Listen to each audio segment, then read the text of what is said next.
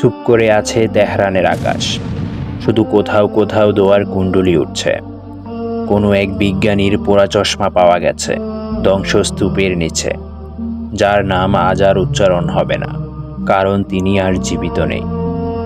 বাংলার মানুষ যা দেখতে চায় মিডিয়া হয়তো তাই দেখাবে, কিন্তু ইরান নিজেই জানে গৌরব শুধু ইতিহাসেই টিকে থাকে, মাঠে নয়।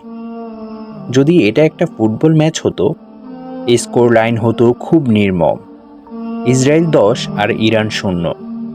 এমন স্কোর কারো ইজ্জতের শত্রু কামনা করে না। ইতিহাসে কেউ ইরানকে দমন করতে পারেনি, কিন্তু ইতিহাসেই তো এই প্রথম ইরানের এমন ভয়াবহ পরাজয়। একজনের অর্ডারে যেন সব মুছে যাচ্ছে। নেতানিয়াহুর ঠান্ডা গলায় বলা, অবজেক্টিভ অ্যাচিভড। আর খামেনি একটি দূরবর্তী ব্যালকনিতে দাঁড়িয়ে আছেন। মনে হচ্ছে বন্দুকের রেঞ্জে আছেন তিনি। মাত্র একটা ট্রিগার চেপে দিলে এই গল্পের শেষ চিরস্থায়ীভাবে লেখা হয়ে যাবে। ইরান সাহস দেখিয়েছে, কিন্তু সাহস দিয়ে তো একা যুদ্ধ হয় না। বিশ্বাসঘাতকতা যেখানে ঘরের ভেতরে, সেখানে শত্রু দরজায় দাঁড়িয়েও বিরক্ত হয় না। তাদের কমান্ডার মরে যাচ্ছে, তাদের বিজ্ঞানীরা চিরতরে হারিয়ে যাচ্ছে। এদের একজন তৈরি করতে লাগে 50 বছর।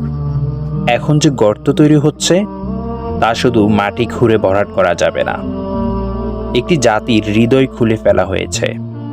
এই যে ধ্বংস, এই যে নীরবতা, এটা শুধু ইরানের পরাজয় নয়, এটা মুসলিম বিশ্বের সেই স্বপ্নভঙ্গ যেখানে একদিন আমরা সবাই ভেবেছিলাম কেউ একজন জবাব দেবে।